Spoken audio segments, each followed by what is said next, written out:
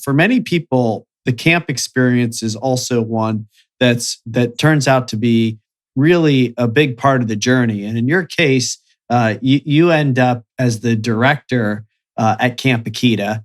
This becomes part of your career. Talk to me a little bit about kind of the role that camp really played in your life. Yeah, it's had a huge impact because, again, as a kid, it was a space that where I felt accepted and invited to think bigger, and around people were friends and having fun, and again, an environment outside of your normal bubble or where you live. And so I think that's part of the power of summer camps, is getting you outside of your own element, but being a part of a community.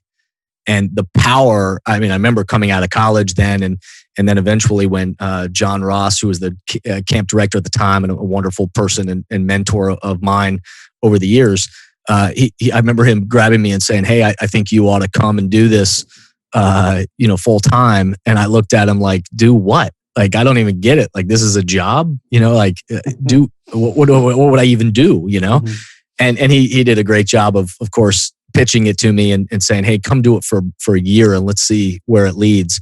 And next thing you know, he took another job and really he saw me as a successor, and then I'm there 10 years, so but being a part of, and it was the same thing, and I believe it's an extension of what I was learning and being my whole life.